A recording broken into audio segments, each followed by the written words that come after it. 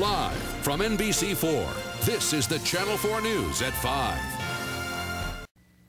You don't need me to tell you that pregnancy is a physically demanding experience. So imagine being pregnant and having to fight cancer at the same time. That's exactly what happened to the Southern California woman you are about to meet.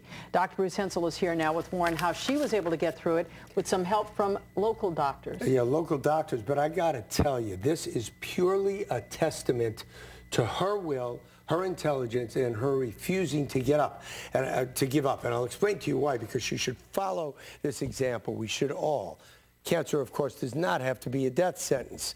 Now, she was told by her doctors she needed to abort her baby. She refused. There are new therapies that can be used on pregnant women, and she found the doctor and found out that her life could be saved by it. Zoila Leyva and her sons are alive today because of her tenacity. When Zoila found out she was pregnant with the twins, she was overjoyed. But halfway into her pregnancy, doctors told her she had stage 3 breast cancer. The pregnancy triggered the growth of the tumor because it was feeding off the estrogen that I was producing. The first question that came to mind was, why me? Why did this happen to me? Why? Doctors told her she had to abort the babies to save her own life. She wasn't giving up, so she got a second opinion. She found one at Orange Coast Memorial Medical Center. She was crying. She was so depressed. And I said, you know, this can be done. This can, you know, you can have your babies and we still can start you on treatment. So while pregnant, Zoila began chemotherapy.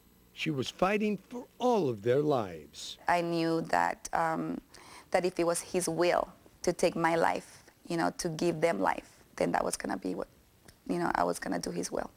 Finally, Zoila gave birth to the twins. Immediately after they were born, she got a double mastectomy and started radiation. So I told her, we are in this together, you know. We are fighting this together.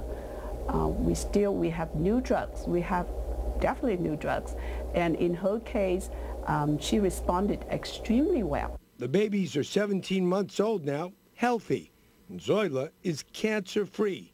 She plans to be around to watch them grow. I decided, I'm like, I'm not going to let this beat me. I'm going to beat this. Pretty obvious the kids are pretty healthy. Now, let's put this in perspective. It won't work for all women. A woman who is out of her first trimester can be put on these drugs, but in certain periods during the pregnancy, they are dangerous. Now, there was no history of breast cancer in Zoila's family. Bottom line, if you find a lump, get it checked out right away. If you get an answer from a doctor, I don't care whether it's about cancer or anything else, and your gut tells you there may be another answer, insist on seeing other doctors. I've been saying this for many years. She was right. It saved her life, and now there are 3 of them. Look at those beautiful boys. Isn't that incredible?